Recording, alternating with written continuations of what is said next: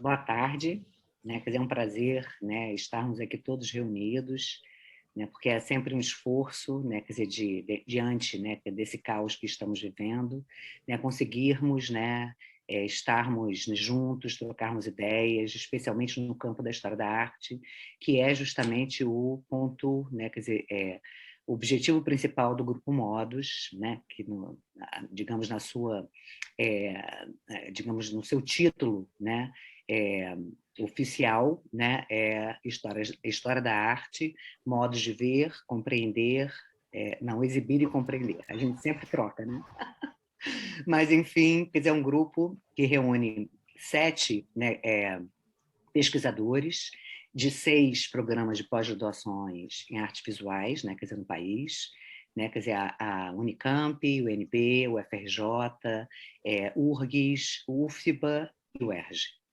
E, de certa maneira, quer dizer, é um grupo que, de certa maneira, é interinstitucional, né, que busca, né, trazer, quer dizer, todas as revisitações, né, e modos de olhar a história da arte a partir de posturas contemporâneas, né, ligadas às suas teorias, historiografias e metodologias.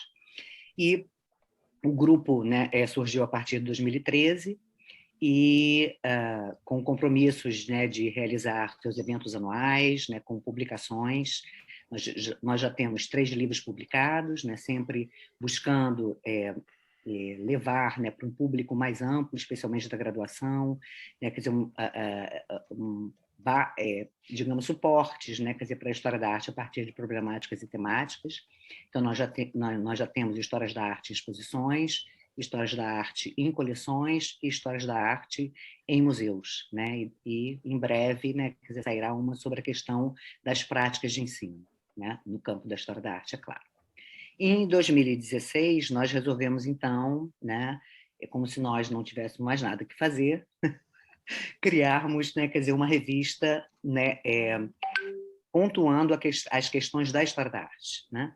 É claro que sabemos que vários programas de pós-graduação, né, quer dizer, têm as suas revistas, né, mas nós resolvemos, então, né, criar a revista Modus, né, que é uma revista quadrimestral, e que basicamente focaliza, né, quer dizer, essas questões ligadas ao campo da história da arte, né, ou aqueles que, né, quer dizer, de certa maneira, contribuem, quer dizer, para as discussões do campo, e basicamente, né, com 4 sessões, né, os artigos abertos, né, quer dizer, as submissões, né, quer dizer, livres, né, como a gente fala, os dossiês, né, que são, de certa maneira, quer dizer, um recorte sobre uma temática específica, em que nós convidamos, né, justamente organizadores desses dossiês, né, que desenvolvem, né, quer dizer, pesquisas, né, especialmente nessas temáticas, resenhas sobre exposições e, quer dizer, uma outra sessão, né, que depende muito, né, quer dizer, de artistas pesquisadores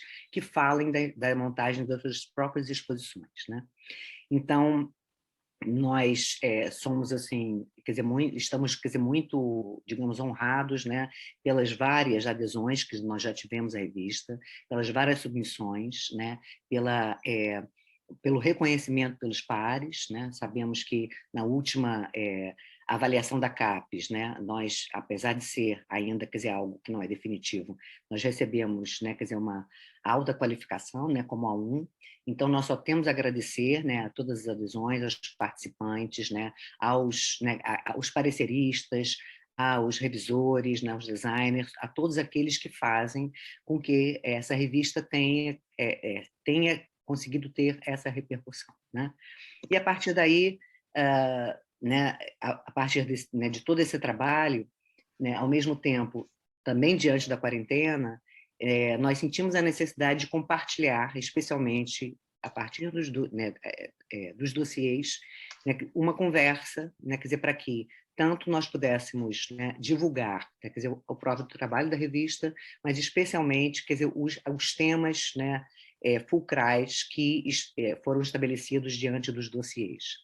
Então, nós começamos, né, no ano passado, com a questão, quer dizer, do Warburg, né, o retorno de Aby Warburg, né, e, né, em virtude da boa recepção, nós resolvemos, então, continuar, né, estamos aqui hoje, né, quer dizer, com né, quer dizer, a presença das duas, né, luxuosas organizadoras, né, Ana Gonçalves Magalhães e Adele Nelson, né, que propuseram essa revisitação sobre a questão da arte abstrata. Né? E assim, né, esperamos continuar, né, quer dizer, com, né, quer dizer, esse nosso trabalho, né, desses vários modos, né, quer dizer, de pensar a história da arte. Então, eu repasso agora, né, quer dizer, a palavra para o Emerson para apresentar, né, quer dizer, as nossas, né, quer dizer, duas. Eu acho, Marise. Marise ficou sem som, seu microfone. Acho que Marise só ia completar isso, Marise. Não, só ia completar. Não, só vou passar então para você, Emerson, né, para apresentar, né, devidamente, né, quer dizer, as nossas convidadas de hoje e, né, de certa maneira, né, convidar todos, né, para também, né, continuarem o debate e falarmos sobre a história da arte, né, que é um tema sempre, né, quer dizer, cativante, que nos reúne, né? É isso. Marise, muito, muito obrigado. Eu já começo agradecendo a Adélia e a Ana, que são as organizadoras desse dossiê Arte Abstrata no Brasil, Novas Perspectivas. Também quero agradecer, como a Marise fez, aos pareceristas, aos revisores e, sobretudo, às autoras e os autores que compuseram esse maravilhoso dossiê. Eu vou fazer uma apresentação muito rápida, que não será nem necessariamente formal, mas que é o que eu acho uma exigência. Vou apresentar inicialmente a nossa convidada de mais distante, e a professora Adele Nelson, pesquisadora e professora da adjunta de História da Arte e diretora associada do Centro de Estudos Visuais Latino-Americanos do Departamento de Arte e História da Arte da Universidade do Texas, em Austin, agradecendo imensamente a disponibilidade dela. Nelson é especialista em arte dos séculos 20 e 21 da América Latina, com foco no pós-guerra e na arte contemporânea do Brasil. Seus interesses de pesquisa e ensino incluem intercâmbio transnacional entre a América Latina, a Europa, os Estados Unidos, um estudo atento desses objetos em relação à história das instituições de arte, exposições e teorias do modernismo. Ela é autora de um livro publicado no Brasil, bastante conhecido, Jacques Lerner Conversa com a Adele Nelson, publicado pela Cossack Naif, se eu não me engano, publicado 2 anos antes, originalmente, pela Fundação Cisneros. É uma autora que contribui para diferentes periódicos, como Art in America, Art Journal, e publicações sobre artistas brasileiros, entre outros, como Lígia Clark, Elliot Sica, Valdemar Cordeiro, publicações que são patrocinadas por instituições muito importantes, como o Guggenheim, o Reina Sofia, o MoMA e assim por diante. Já aproveito para dar um spoiler, para dizer que há um livro no Prelo para ser lançado pela Universidade da Califórnia, Forming Abstraction, Art and Institution in Post-War Brazil.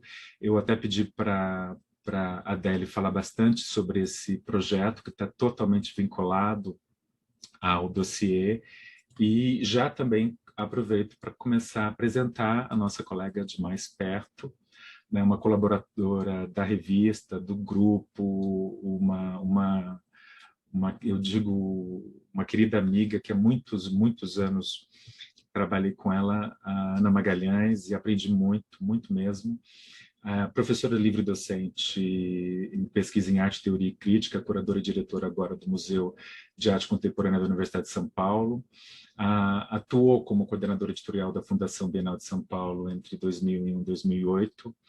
É membro e colega do Comitê Brasileiro de História da Arte, também pesquisadora dos programas Interunidades em Estética, História da Arte, Museologia e Artes Visuais, todos da Universidade de São Paulo. Foi professora visitante da Universidade degli Studi de Milano, da Paris 8, da Universidade de Viena, da Universidade de Hamburgo, né? Só vou citar, dentre as várias publicações, as 2 últimas publicações da Ana, Classicismo, Realismo e Vanguarda, Pintura Italiana entre Guerras, e um outro acervo do MAC USP, né? Só para fazer essa ponta, e também entre outras coisas, ela foi pesquisadora convidada da Goethe Institute, do Instituto Max Planck em Roma, e é um grande prazer ter vocês aqui, é uma honra tê-las como colaboradoras na nossa revista. Vocês engrandeceram enormemente junto com as autoras e os autores, e isso nesse momento bastante difícil. Nós temos que lembrar que esse dossiê foi construído em plena pandemia, né? Algo que deixa uma marca, deixa um lastro de resistência, e eu já deixo a palavra com vocês, Ana e Adele. Muito obrigado.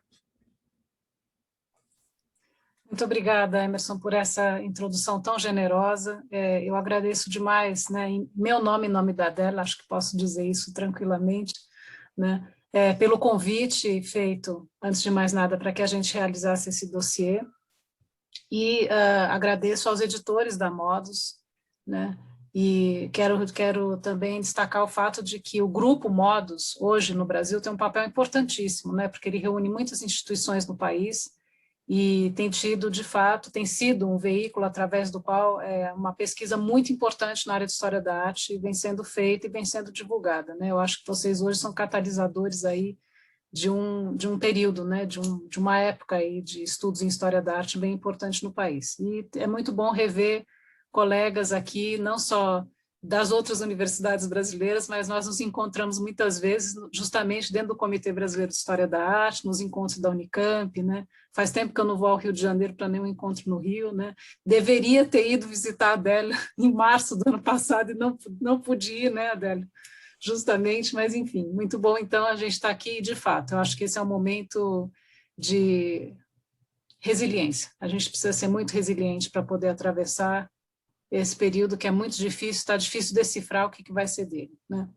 Bom, nós preparamos aqui uma apresentação rápida para poder a gente tratar de algumas questões do dossiê com vocês, e achamos que era mais fácil a gente se organizar assim. Uma coisa que eu já chamo a atenção para vocês é como estamos aqui num ambiente bilíngue, né? Porque a Adélia é uma professora americana de uma universidade norte-americana, estadunidense. Nós não sabíamos muito bem que plateia nós teríamos, então os slides estão em inglês, mas a gente está falando em português com vocês. Não é isso, Adélia? Então, e depois a gente, enfim, pode se ajudar e, enfim, traduzir um para os outros informalmente as coisas. Bom, eu vou tomar a liberdade de compartilhar a nossa apresentação. Então, eu só queria começar dizendo que não foi por acaso, né? Quer dizer, provavelmente, quem me conhece dos últimos 12 anos da pesquisa que eu venho fazendo dentro do Museu de Arte Contemporânea da USP, pode se surpreender um pouco que eu tenha me aproximado do tema da arte abstrata, mas ele é meio incontornável quando você é um especialista ou uma curadora, como eu sou, trabalhando com a coleção de arte moderna que o museu tem. Então, no fim, ele podia não ser meu assunto principal de pesquisa durante esses anos todos, mas ele estava lá o tempo todo batendo na minha porta. E tanto ele batia na minha porta que já no meu segundo ano de atuação na universidade, eu recebi a Adele na minha sala. Ela estava ainda pesquisadora, terminando a pesquisa dela de doutorado e preparando também a colaboração dela para uma exposição bem importante que houve no Museu de New Jersey, né? De Newark, desculpa, em New Jersey, sobre arte abstrata no Brasil, e foi assim que nós nos conhecemos pela primeira vez. A Adele passou muitas vezes depois veio ao Brasil, eu fui aos Estados Unidos, nos encontramos em várias situações, e foi assim que nós começamos enfim, trocar experiências, e, enfim, nessa história nos conhecemos agora há 12 anos, né? Foi 2009, então faz 12 anos. Eu acho que eu deixo para a Adele falar um pouco sobre justamente esse momento, que foi um momento em que nos pareceu que a gente tinha alguma coisa a dizer, né, sobre a questão da arte abstrata no Brasil, que foi na organização desses 2 painéis que a Adele propôs. Adele, você quer falar um pouco? Pode ser. Obrigada, Ana. É uma cidade que eu estou, sei lá, uma coisa bem perto do meu coração. Então, obrigada pela tudo, Ana. E Emerson e Marise, muito obrigada pelo convite. E, bom, Ana eu somos, sei lá, amigas, colaboradoras. Ela me ajudou muito com minha pesquisa no momento de doutorado. E área onde a gente colaborou foi no BRASA, the Brazilian Studies Association Congresses, que são feitos nos Estados Unidos e também no Brasil. Talvez várias de vocês já fizeram palestras lá, mas eu fiz um panel, uma sessão no BRASA, que ficou no Brown University, que foi meu faculdade de graduação, que é um centro de estudos brasileiros nos Estados Unidos.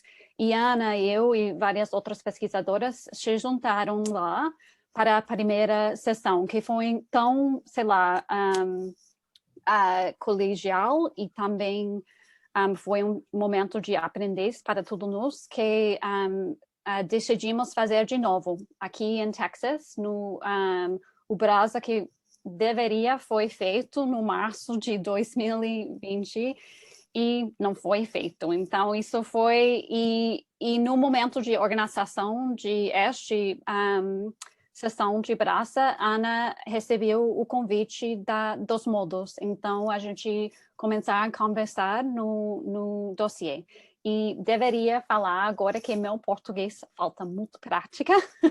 Então, obrigada pela paciência, mas se não dá para me entender, por favor, fala e eu falo em inglês ou tentar de novo, tá? Ok, Ana. Você quer falar um pouco da sua... Desculpa, esqueci.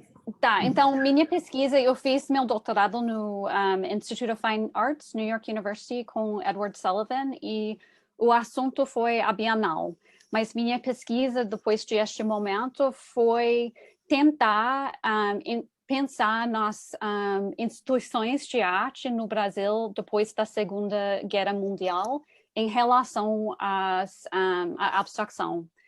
Então, o tese foi mais baseado nas instituições, mas meu livro, que Emerson generosamente falou sobre isso, que vai sair o ano que vem, junta este estudo de artistas, teoria de arte e instituições. Então, Mário Pedrosa, por exemplo, foi um figura importante para mim e é central do livro. Então... Bom, e no meu caso, só para vocês entenderem aí onde minha pesquisa talvez se aproxime com os interesses do dossiê e daí das trocas com a Adele, né? Em primeiro lugar, teve essa questão inicial da apresentação da curadoria da exposição, o outro acervo do MAC USP, né, os prêmios de aquisição da Bienal de São Paulo, que hoje estão dentro do acervo do MAC, e que mais tarde, né, quer dizer, em 2019, nós conseguimos lançar a publicação, né, falando justamente de como é que a gente relia esse conjunto de premiação de aquisição e justamente o papel, né, quer dizer, como isso era lido dentro de um filtro ou de uma moldura de debate sobre abstração no Brasil, né?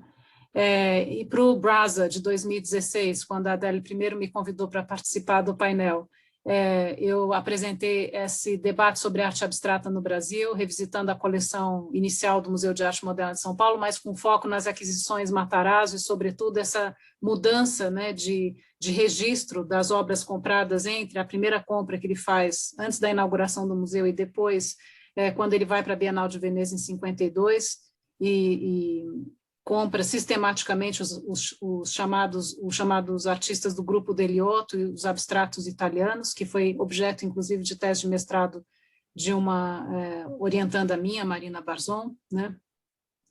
E o BRASA 2020, que eu esperava apresentar alguma coisa que eu tinha começado a desenvolver até a convite de um ciclo de palestras organizado pela Pinacoteca por ocasião da mostra da Hilma af Klint, e um debate sobre abstração, que é justamente voltar aos salões de maio, entender o que tinha sido apresentado de arte abstrata nos salões de maio e por que isso não tinha tido esse eco, né, pelo menos parecia não ter tido um debate artístico propriamente em torno dessa presença da abstração, mas que talvez tivesse outros desdobramentos, né, tivesse dimensões políticas importantes que precisassem ser consideradas. Então, esse ficou, enfim, eu trato disso um pouco no nosso texto de apresentação, mas ainda ficou no ar. Eu preciso, de fato, que ele tenha um veículo aí de comunicação.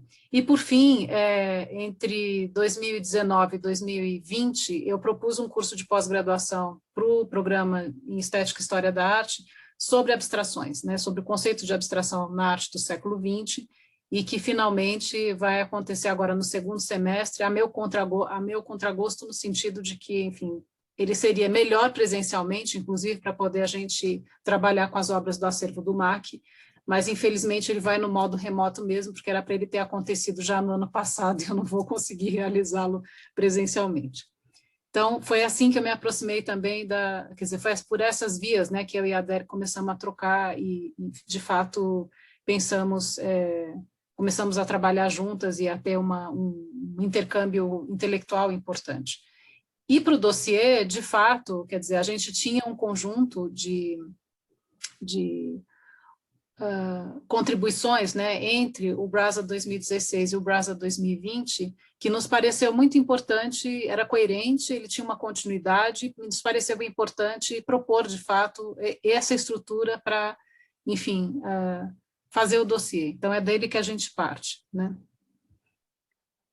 Só que aí a Adélia pode falar um pouco mais do livro dela, eu vou só introduzir, esse é o catálogo da mostra, um outro acervo do MAC USP, que a gente finalmente conseguiu publicar no museu em 2019, em que a gente revê, eu tive uma aluna de iniciação científica revendo, inclusive, a catalogação de todas essas obras, resolvemos muitas questões dos prêmios de aquisição, etc., e que depois foi objeto também de tese de mestrado dela, a Mariana Leão Silva, e, enfim, que está disponível, se vocês entrarem nas publicações do MAC, ele está disponível no portal de livros abertos da USP, né? Adélia, você quer falar do seu livro? Pode ser, obrigada, Ana. Well, isso é a capa do meu livro, que acabei de receber, é a primeira vez que eu estou mostrando publicamente, então, sei lá, vou falar algumas coisas, pouco sobre o livro, mas o livro tenta entender as instituições que foram criadas no Rio e São Paulo depois da Segunda Guerra, não como cópias das instituições dos Estados Unidos ou Europa, mas como adaptações strategic adaptations, por parte de uma elite que estava tentando se manifestar uma narrativa sobre o Brasil que não foram feitos de afora. Então,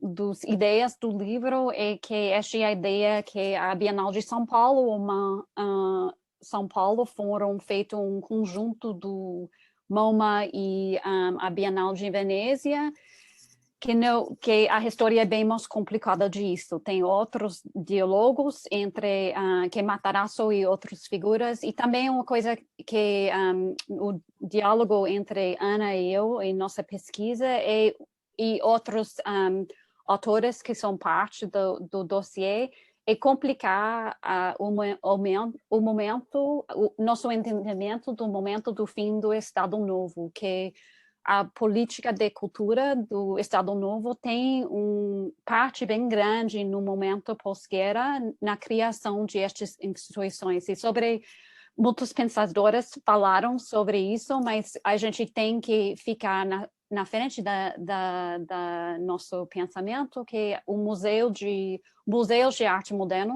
foram discutidos no contexto do Estado Novo como objetivo de anti-dictatorial, contra um espaço sem liberdade.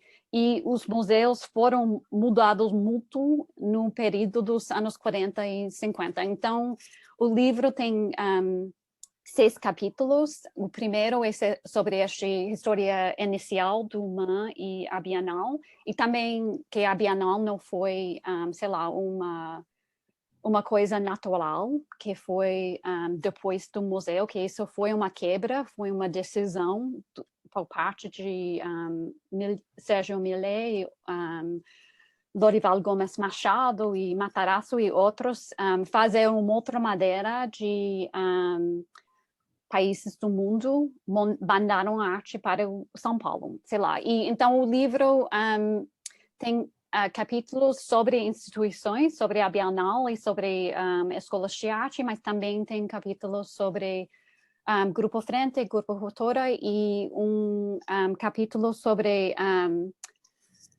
forma, a ideia da forma e como foi central de concepção de abstração antes da criação de Grupo Ruptura e Grupo Frente. E Pedrosa é central disso e eu foco no trabalho de Geraldo de Barros, sei lá. Então isso é o livro, mas eu acho que Ana e eu, nossa pesquisa, as coisas que a gente tem, sei lá, em comum, são esta questão de repensar o relacionamento entre os anos 30 e 40 e os anos 50 Sim. e 60, e também que a gente tem que olhar nas obras e ver a complexidade das obras em esta história. E isso foi uma coisa que, para o dossiê, foi super ótimo para a gente aprender sobre novos artistas no artigo de Jill, e também o pensamento novo sobre obras que em algumas vezes foram bem estudados e outros não, sei lá. Então, Ana, eu falei demais, mas isso é um pouco de, sei lá. Bom, ok, so nossa apresentação do dossiê começa com esta imagem que foi publicada na Folha da Noite em dezembro em 52. E a gente começou com esta imagem porque faz este trabalho de repensar os relacionamentos entre artistas abstratos e figurativos e entre as instituições dos anos 30 e 40 e de pós-guerra. Então, e também a gente fala um pouco sobre isso, também esta imagem é importante em centralizar as perguntas de gender, de sexualidade, gênero. Uhum. E também raça na recepção de abstração, que a imagem do o consumo de abstração foi uma imagem de uma rica mulher branca na empresa. Então, isso é uma coisa que a gente só fala sobre isso brevemente, mas esta imagem que foi feita na exibição de Grupo Ruptura, mas foi conectada a uma gala para o Clube dos Artistas e Amigos de Arte em São Paulo, e esta relação entre o arte mais radical de abstração no momento e um grupo de gerações múltiplas de diversidade de prática, que estes, e Clubinho também, como é bem sabido, foi um espaço de protesta contra a Bienal e tudo isso. Então, estas conexões são super intrigadas e complicadas, e a gente não pode tratar a história de arte figurativa e arte abstrata como uma binária. Eu acho que foi essa foi uma escolha da Adele, trabalhar com essa imagem, né? Ela tirava essa imagem justamente da circulação dela, né? Nessas matérias dos anos da abertura da exposição do Grupo Ruptura, e isso tinha uma ponte para a gente também com alguma coisa que ela fala que não é só deixar de ver, né, do ponto de vista binário, essa relação entre abstração e figuração, porque essa é uma retórica, na verdade, que aparece, né, na fala, talvez, da crítica de alguns artistas ali, né, no imediato pós-guerra, e sobretudo na emergência daquilo que foi a mostra do figurativismo e abstracionismo e a primeira Bienal de São Paulo, mas a história era muito mais complicada do que essa, né? Inclusive porque a gente está mostrando aqui para vocês, bem à esquerda, algumas imagens, né, as capas dos 3 catálogos, né, dos Salões de Maio, das 3 edições dos Salões de Maio, que aconteceram entre 1937 e 39, que era alguma coisa que eu pretendia apresentar para o Brasa no ano passado, né, para a qual justamente a segunda edição do Salão teve um papel importante na primeira apresentação desses grupos, né, de arte concreta no Brasil, que aparentemente não tiveram uma reverberação, né, no debate propriamente estético, crítico, no meio artístico brasileiro, mas é de se indagar a importância, a presença deles nesse momento aqui e por quê, né? Então, quer dizer, eu acho que na nossa apresentação, tanto eu quanto a Adele tínhamos uma preocupação de realmente entender que esse era um tecido mais complexo, né?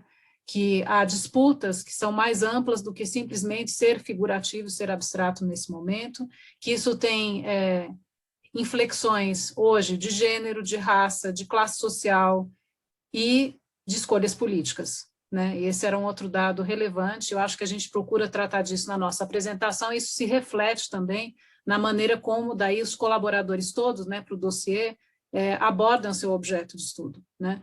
E que, por vezes, determinadas escolhas, ou, enfim, determinadas práticas artísticas não escolhem de uma maneira, quer dizer, um estilo abstrato, geométrico, não existe de uma maneira pura, né? Ele não é um conceito puro em si só, né? Ele tem contextualizações diferentes e ele pode se estender também no tempo, né? E esse acho que é outro aspecto importante. Vou passar adiante, né? Sobre as questões que nós nos colocávamos em relação ao dossiê. Né? Você quer falar um pouco, Adele? Se você quiser, pode traduzir. Ok. Então, e no dossiê que a gente, na apresentação do dossiê que a gente trata fazer, não é como survey de todos os artigos, mas de como o polêmica que Ana e eu acabaram de falar sobre, e também, sei lá, notar algumas perguntas e lacunas no estudo de arte abstrata. Então, as perguntas são assim, como as práticas de abstração foram mobilizadas e consolidadas, como os artigos no dossiê tratam de esta pergunta de várias maneiras, e podemos falar mais sobre isso, mas que dimensões políticas informaram a geração, a produção e a recepção da arte abstrata e seus praticantes. E também isso não é uma pergunta que a gente anota assim no dossiê, mas é uma coisa que reunia a pesquisa, que como a gente pode fazer a pesquisa nova de maneira de objeto, arquivo ou teoreticamente, que dá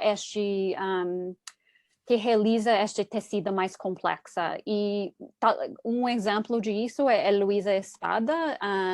Tem um artigo no dossiê sobre a exibição suíça na primeira Bienal, em que ela faz o declarado reconstrução da exibição para falar que a imagem de arte não foi tão uniforme e tão dedicada à abstração geométrica como é falada, que a arte concreta na Suíça e no Olavo de Bill, nas exposições que eles fizeram, foi mais heterogênica que a gente pensa, e que a exposição em São Paulo também faz isso. Bom, e a pergunta final que a gente tem neste slide é mais um desafio para a gente, que é como o estudo de arte pós-guerra pode falar não sobre os desejos e as ideias dos artistas de abstração, mas também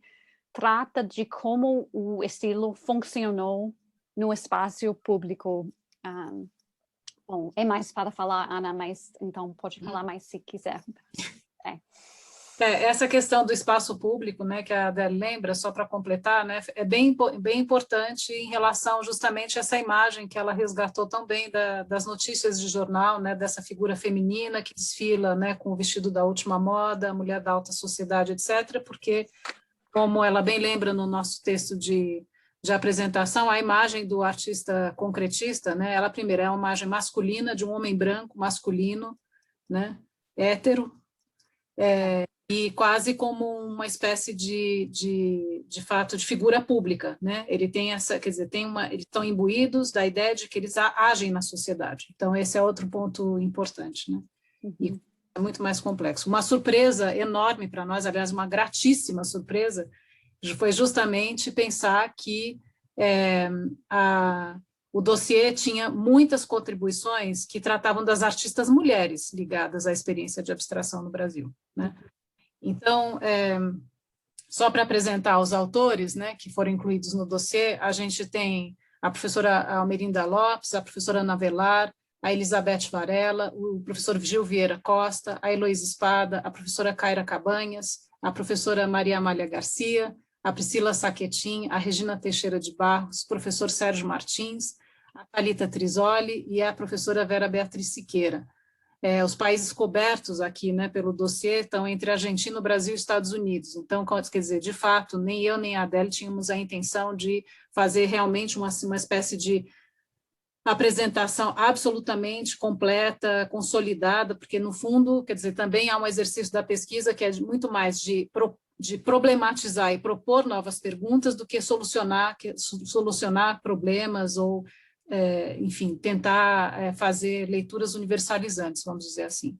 E as instituições envolvidas, né, quer dizer, que esses autores representam, são muitas, né? O Instituto Moreira Salles, a Pontifícia Universidade Católica do Rio de Janeiro, a Universidade de Brasília, a Universidade de Buenos Aires, a Universidade de São Paulo, a Universidade Estadual do Rio, a Federal do Sul e do Sudoeste do Pará e a Universidade da Flórida. Então, a gente conseguiu, acho, trazer um mosaico aí bem interessante de autores para tratar disso, e a gente destaca alguns tópicos discutidos, né, por esses artigos apresentados. Você quer falar um pouco, Adele? Pode ser. Obrigada, Ana. Então, isso é só começar a conversar sobre os artigos. Como a Ana já anotou, uma surpresa e uma riqueza que a gente acha da dossiê é estes vários estudos de mulheres. E, então, isso é meu, sei lá, schematic, é breve, mas só para dar sei lá, um cardápio do dossiê. Bom, e um outro assunto é com os artigos de Caira e também Marita Garcia na UBA, em Buenos Aires, é o papel de arte dos clientes ciátricas e também de arte vernacular ou popular em relação à arte abstrata. Então, Caira, talvez muitos de vocês conheçam o livro dela, Learning from Madness, e ela contribuiu um artigo que é relacionado a esta pesquisa, e Marita Garcia, o livro dela é também parte do mesmo série no University of California Press. Se chama em inglês Abstract Crossings, ela já publicou anteriormente em espanhol, mas Marita, em este artigo, é pesquisa nova sobre as revistas e como Habitat, no caso do Brasil, mas outras em Argentina e Venezuela.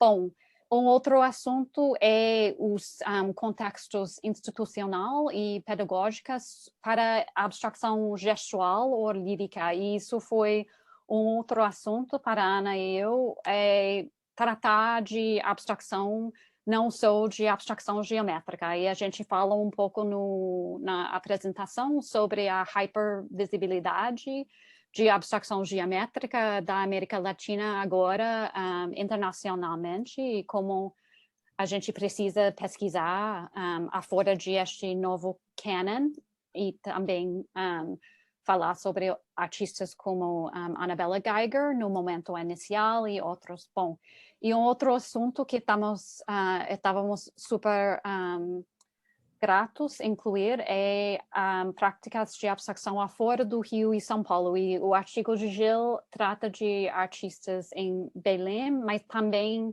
faz a pesquisa de entender como os artistas intercambiar com os circuitos de arte no Rio. Então, bom, o outro assunto é a Bienal e o papel de abstração lá, e já falei sobre o artigo de Heloísa e Almerinda Lopes. Uhum. Obrigada.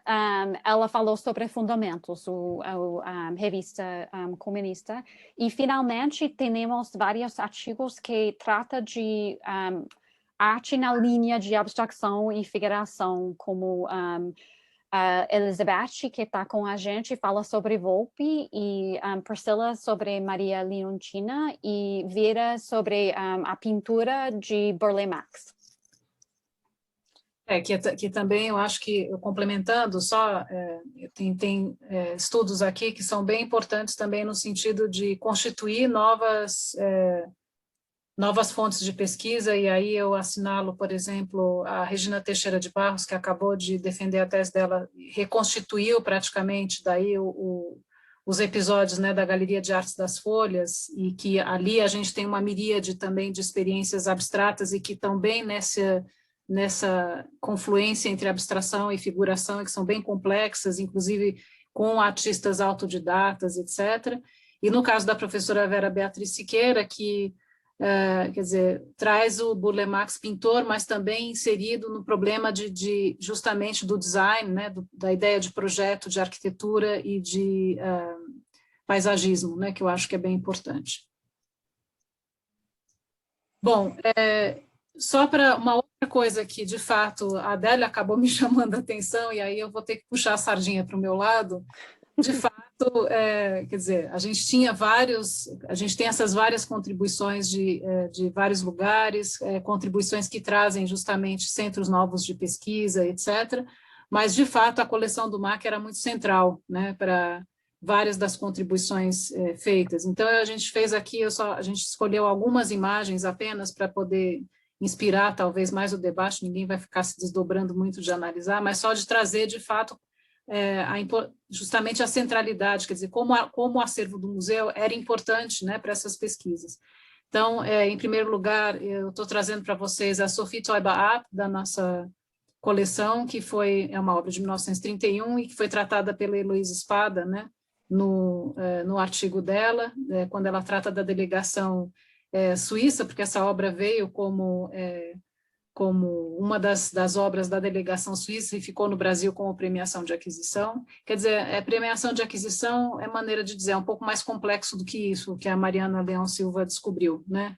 É uma coisa interessante, porque tudo indica que o Banco Nacional Imobiliário é mobilizado a doar via um incentivo qualquer do júri de seleção da Bienal, mas não é propriamente uma premiação de aquisição escolhida pelo júri no primeiro momento, né?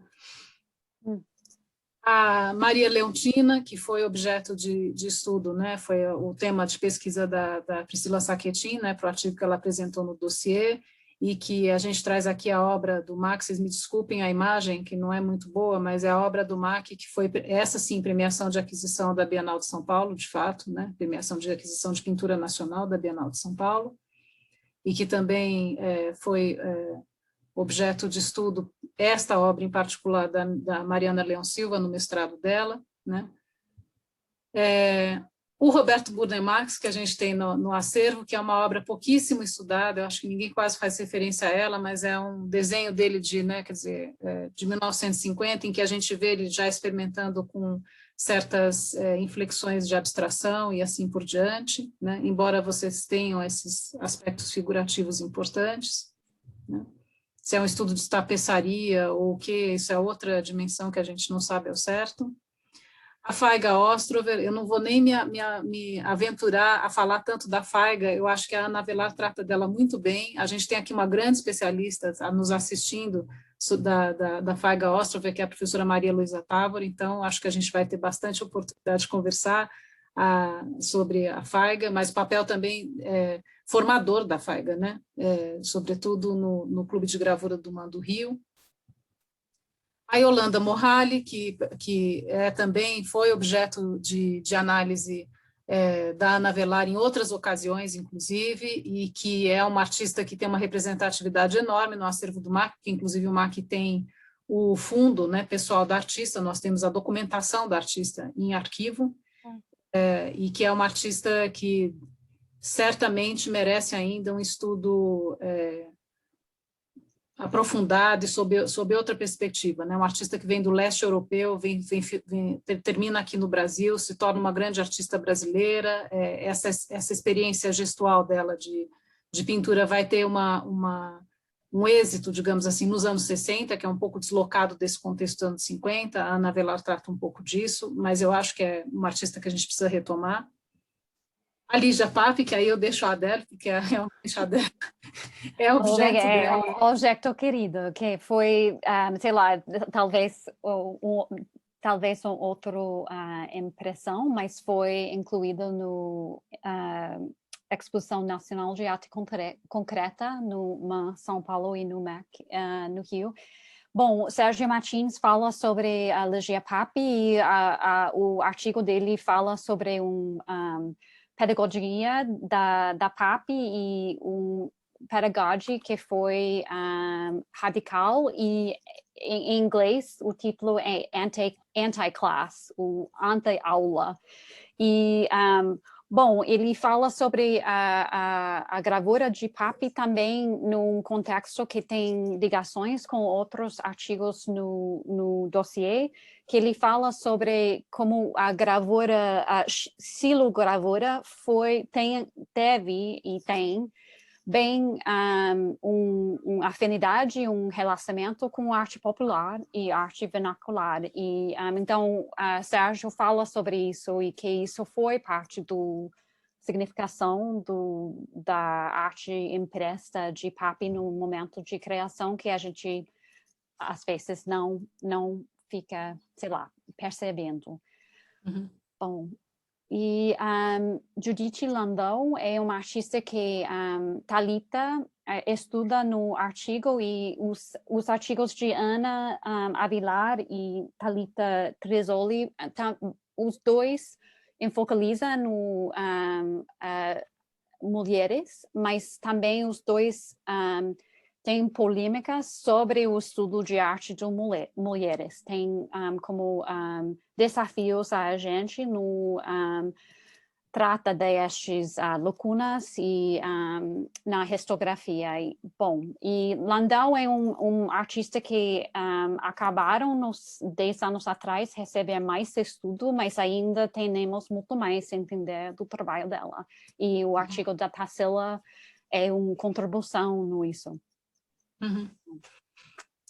E só para terminar, a gente trouxe essa Annabella Geiger, que é também usada, né, como fonte de análise da Ana Avelar para o artigo dela, porque aí tem toda essa questão do gestual e da abstração lírica e não geométrica, que é tratada pela Ana e é objeto de estudo dela já há muitos anos, né, e como ela aproxima isso também do ambiente internacional, como é que isso está sendo atravessado pelo ambiente internacional aqui, como é que o Brasil está recebendo, né, esses diálogos e esses desenvolvimentos do ambiente internacional. O que é interessante da Annabella Geiger, e aqui eu acho que vale a pena lembrar para vocês, é porque essa obra é uma obra dela jovem artista ainda, né, participando daquilo que o professor Walter Zanin tinha criado no museu, que eram as edições da Jovem Gravura Nacional, né?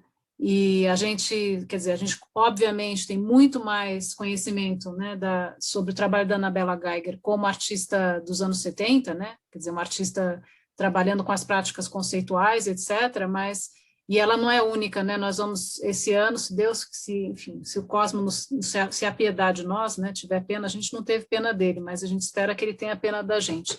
Se a gente conseguir trabalhar, abrir a mostra da Regina Silveira esse ano, a Regina Silveira é outra artista que começa dentro dessa experimentação da gravura e da gravura gestual. Então, esse é um outro nicho de questões, né, um fecho de questões interessante, de novo, para se trabalhar. Era isso que acho que a gente tinha para trazer, né, Adélia? Você quer complementar alguma coisa? Não, só para agradecer a oportunidade e também para os atores. Foi um grande privilégio, sei lá, juntar este grupo e trabalhar com vocês sobre suas pesquisas. Sim, muito obrigada. Nós agradecemos demais a contribuição dos autores e a todos aqueles que enviaram, né, propostas para o dossiê, com certeza. Obrigada. Excelente, excelente. Obrigado, Ana. Obrigado, Adele. A gente, sem delongas, vamos passar para as perguntas, né? Eu acho que a gente já tem uma pergunta. Eu acredito que a Ana Cavalcante Ela fez uma pergunta no chat, a Ana vai ter que se ausentar. Ana, você gostaria de fazer? Eu acho que é a pergunta que inquieta todos nós, porque evidentemente vocês salientaram isso. É uma grata surpresa, nós temos muitos artigos e, de alguma maneira, quase todos tratam da questão das mulheres, uma questão de gênero. Isso é um ponto importante e que não pode ser subtraído dessa história. Era urgente que a gente começasse a lidar com essa dinâmica a partir não só de novos olhares, mas também de novas fontes, né? Que é o ponto fundamental que vocês apontam no texto, que eu acho que é o ponto principal, buscar fontes distintas daquelas que têm orientado as nossas pesquisas. Ana Cavalcante. Obrigada, parabéns. Foi muito bom escutar vocês e ver, né, a abrangência desse trabalho, da construção desse dossiê. Parabéns a todos os autores que vocês conseguiram reunir e abrindo, né, a pesquisa dentro desse tema para essas várias outras coisas do nosso tempo, né, perguntas de hoje sobre essa arte. Aí me chamou a atenção isso que vocês comentaram, da presença das mulheres artistas e da importância dessas artistas, e aí eu fiquei me perguntando se os autores que escreveram sobre elas, se eles apontaram algo nas próprias obras que indique o gênero de mulher, ou não há importância alguma, entendeu? Se é um homem ou se é uma mulher, na abstração, não daria para saber, ou se os autores que escreveram se inquietaram sobre essa questão. Deu para entender, né? Ana, quer que eu falo ou você gostaria? Como você quiser. Se quiser falar, e depois eu completo, sei lá. Tá, ok. Eu acho que a pergunta que, sei lá, me interessa e que algumas dos autores pesquisar também não é se o gênero é assunto do trabalho, mas como o gênero funciona na sociedade. Necessita uma resposta na maneira de artista entender sua obra e apresentar sua obra. Então, um ensaio que eu escrevi para o Guggenheim Bilbao sobre a obra inicial de Lygia Clark trata de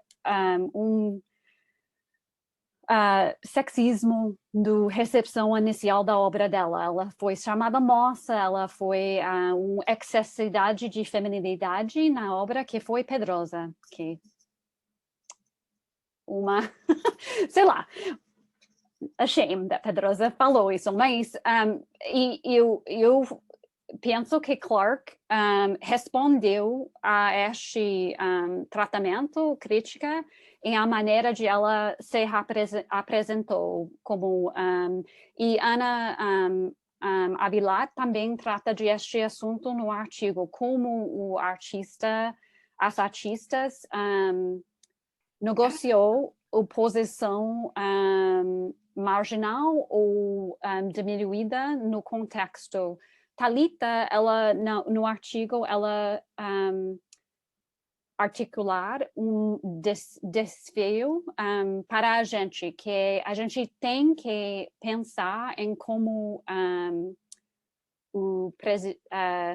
meu português está faltando, como o preconceito já criar o cena que a gente está estudando, que preconceito como Judith, que foi uma artista, a única mulher que foi parte do grupo em São Paulo, como a carreira dela foi já estruturado pela sociedade e as oportunidades que ela tem. Bom, isso é só uma parte da pergunta, mas uma resposta inicial.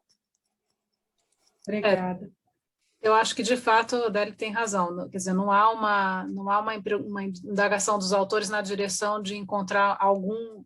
Né, porque essa eu acho que é uma pergunta talvez já superada, Ana, me parece. Né? A questão é mais a inserção delas no circuito da arte, e aí tem algumas coisas que são interessantes, e por isso que eu achava que quer dizer, a imagem que a Adélia trouxe para o nosso artigo de apresentação, né, a nossa apresentação ao dossiê era tão interessante, né, porque com todo aquele universo de mulheres que contribuíram para isso, elas apareciam como as belezas, né, da exposição, as belas, né, da exposição, ou seja, elas eram esvaziadas de qualquer possibilidade de ação de transformação ou de contribuição intelectual efetiva, né? Então, eu acho que nesse sentido, e aí eu acho que todos os autores que trataram com artistas mulheres, né, tinham isso no horizonte, né? Como, quer dizer, de fato, qual é a contribuição delas?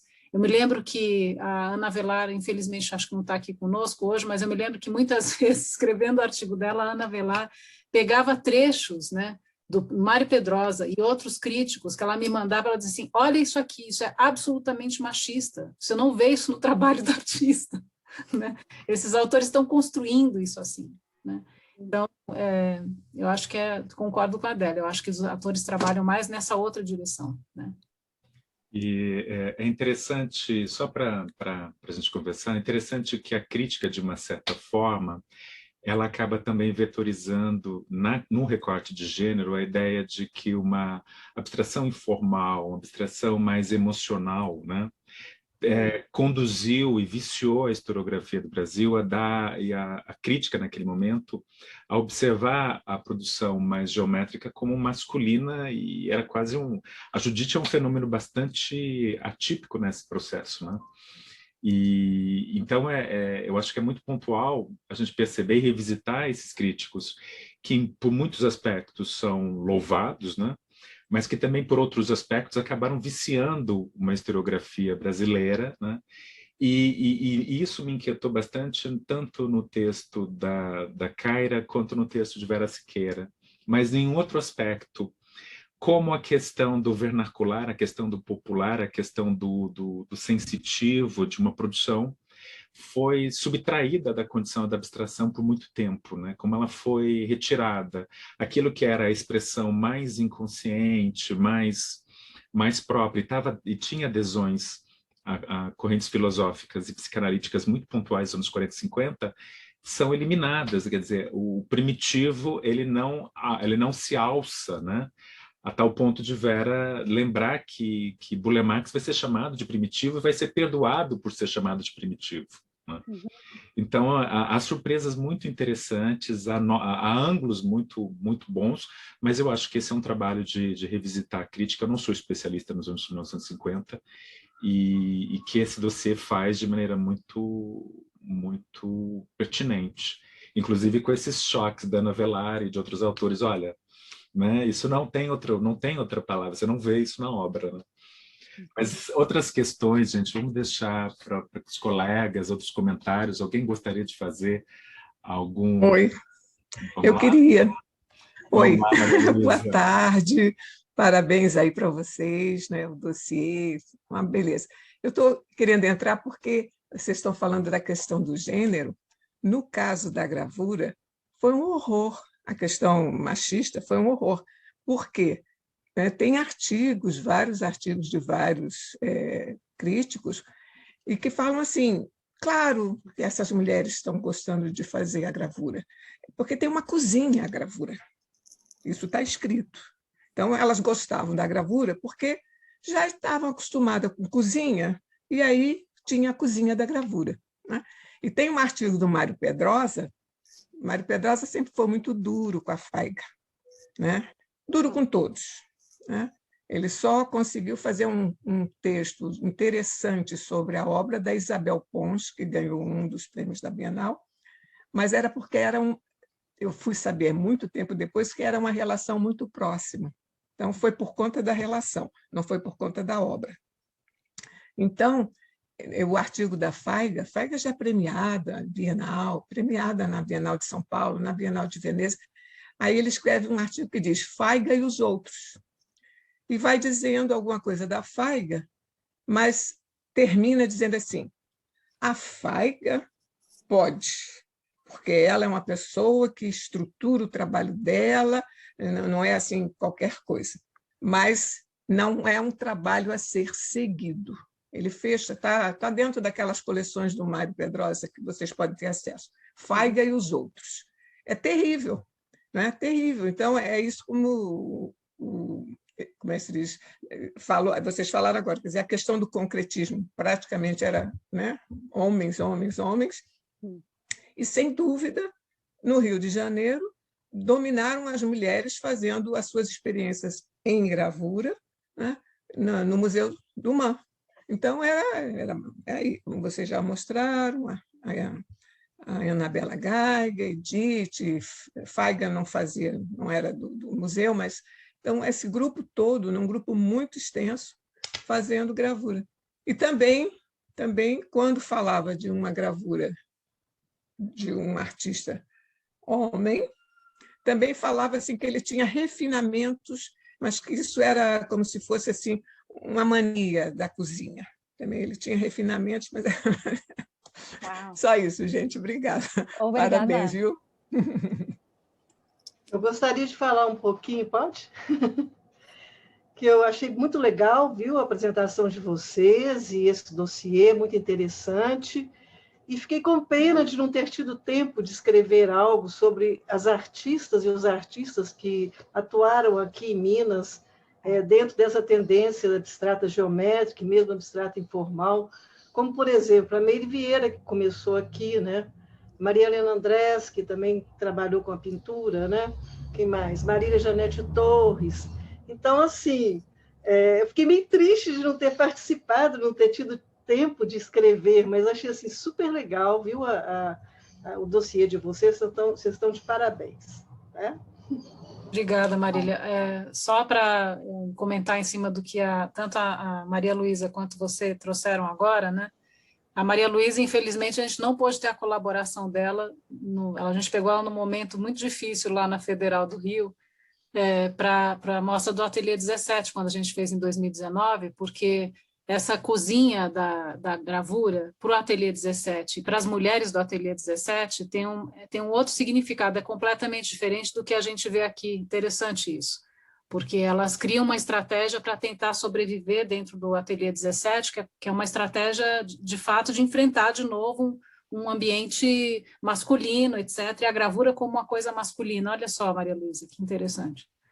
E no caso da Marília, a Mari Vieira é uma artista, né, que mereceria também um estudo aprofundado. Eu acho que ela foi uma artista, foi a única artista brasileira que foi, né, foi se formar lá fora com o grupo de Ulm. Tem um trabalho daí que se desdobra no design gráfico, design de exposições, lembrando que ela foi, né, a projetista da mostra da delegação brasileira para o Interbal Berlim, ninguém fala disso, né? Fez o livro, né, em homenagem ao Juscelino Kubitschek, que é um sonho de consumo que a gente tem esse no acervo do MAC, mas, enfim, ela é uma que também merece ser melhor estudada, né, de fato. Uhum. Sem dúvida. Excelente. Nós temos mais uma pergunta, essa pergunta, a Daria Jaremichuk, que está aqui conosco, ela pede desculpas por conta de um problema com o vídeo, e ela está fazendo a pergunta pelo chat para a Deli. A Deli, ela pergunta para a Deli sobre algum paralelismo entre as fotografias nos jornais brasileiros com as fotografias do Pollock na Vogue, se você percebe algum paralelismo nesse aspecto. Percebo. Obrigada, Daria. Ainda não escrevi sobre isso, mas quando eu encontrei a imagem que Ana e eu mostramos das instalação do Grupo Ruptura foi parte da vida social e doméstica, secção da Bienal de Folha de Manhã. Aquela imagem que faz parte do arquivo Família Cordeiro, e também João Bandeira publicou num dos livros da Maria Antônia, aquelas exposições no inicial do, 2012, eu acho. Mas aquela imagem, eu pensou nas imagens de Pollock no Vogue, e eu acho que tem a ver totalmente no tentação de visualizar o consumo de este novo arte, de tentar imaginar para um público quem são os viewers, os visitantes que esta obra é criada para. E mesmo nos Estados Unidos, no momento pós-guerra, e que eu entendo no Brasil, que eu, sei lá, isso é uma ideia que eu trato no livro, que a imagem do consumo de abstração foi uma rica mulher branca, que isso foi claro que em um olhar mais amplo foi o consumadora privilegiado do econômica portuguesa, que ela foi sei lá, o target dos ads sobre cozinhas e sobre estilo e tudo isso. Meu português está falando, mas, bom, eu acho que tem um paralelo mesmo. Gostaria de ver se você acha, ou se tem outras, sei lá, linhas lá, diferenças, mas é lindo também. Eu gosto dessas imagens, porque também são super, sei lá, chiquérrimos. Bom. Excelente, excelente. Mais questões, por favor? Eu gostaria de fazer uma pergunta. Vocês falaram um pouco sobre problematizar a relação binária entre abstração e figuração, né? E trazer novas camadas para esse debate, inclusive implicações políticas a esse respeito. E eu fiquei pensando, o que vocês acham, se vocês podem comentar, porque como que isso se relaciona, por exemplo, com a ideia de a figuração estar associada a uma ideia de arte brasileira, ou de uma arte de identidade brasileira. E como que a gente poderia trazer isso para o debate da abstração nesse momento, então? Né? Então, se isso se encaixa dentro dessas novas maneiras de problematizar essa relação binária, novas maneiras de pensar isso a partir da ideia de... Enfim, porque o que eu fico pensando é que a defesa da figuração, de uma certa forma, na crítica, está associada à defesa de uma arte nacional também, né? Sobretudo no Estado Novo, enfim. Então, como que isso pode ser trazido para esse debate da abstração nesse momento? Patrícia, obrigado. Ana, posso? Pode. Eu acho, Patrícia, que há não sei, eu percebo, não sei se a Adélia vai concordar comigo, mas eu percebo que há uma mudança de chave, né, nesse contexto dos anos 50, que vai se consolidar no final da década de 50, porque acontece o seguinte, não é à toa que hoje em dia o movimento, né, sobretudo os artistas neoconcretos do Rio, viraram realmente um cânone alternativo para a modernidade, para o modernismo internacional, né? Eles são tratados, quer dizer, a gente assistiu nas duas últimas décadas, eu diria, acho que a Adélia concorda comigo, quer dizer, praticamente a literatura mais nova de análise desses artistas que existe, ela está lá fora, ela está feita nos Estados Unidos, sobretudo, né? E não é à toa, esses artistas tiveram grandes retrospectivas nas instituições lá fora, e isso não aconteceu por acaso. Isso está sendo plantado, foi cultivado na segunda metade da década de 50, quer dizer, a partir de iniciativas como a Exposição Nacional de Arte Concreta e os esforços, sobretudo, acho que de um crítico como Mário Pedrosa, de levar essas obras para fora do país, porque a gente está falando de um tour de uma exposição de arte moderna brasileira, em que esses artistas têm uma presença muito importante. Tudo bem, eles estão ao lado de outros artistas importantes brasileiros, mas o investimento da crítica brasileira, e sobretudo da crítica do Mário Pedrosa, é de promover estes artistas, né? Então, quer dizer, a gente muda aqui, a gente tem um outro projeto, na verdade, que talvez não seja um projeto propriamente institucional, né? Quer dizer, digo institucional do ponto de vista dos órgãos diplomáticos brasileiros, se bem que tinha, né, muito apoio dos órgãos diplomáticos brasileiros, de fato tinha, né? Mas, ou que é um apoio mais discreto, etc., mas que muda a chave. Então, quer dizer, o figurativismo deixa de ser, digamos assim, a solução do problema, né? Pode ser a linguagem abstrata, de repente, pode servir a essa questão. E aí, eu acho que eu estou tendo uma conversa muito interessante com o meu doutorando Breno Marques, ele não está aqui hoje, eu acho, né? mas ele que está estudando a coleção do Itamaraty, que descobriu documentos, né, as fontes documentais que ele pesquisou no arquivo do Itamaraty no Rio, revelam coisas muito interessantes, porque a gente tem efetivamente a estruturação de uma política cultural brasileira, sobretudo a partir da entrada do Brasil na Organização das Nações Unidas, na encomenda feita ao Portinari para decorar, né, o hall de entrada das Nações Unidas, etc., que faz com que o Brasil tenha que responder a essas tendências também, internacionais no campo da arte, né? Uhum. Quer dizer, a gente sai, aí a gente problematiza, porque a gente sai da chave do, o figurativismo resolve melhor como você exprime, entendeu? Não sei se você concorda comigo. Não, concordo e aprendi. Obrigada, Ana. A coisa que eu, sei lá, ia falar também é sobre, sei lá, a pesquisa que a gente anota na apresentação é novo pensamento de historiadores e filósofos sobre a cidadania brasileira e sobre a relação entre uma identidade internacional, uma identidade nacional, uma identidade regional. Então, estes pensadores é a Barbara Weinstein, o novo livro dela, The Color of Modernity, sobre regionalismo paulista e como esta construção de uma identidade paulista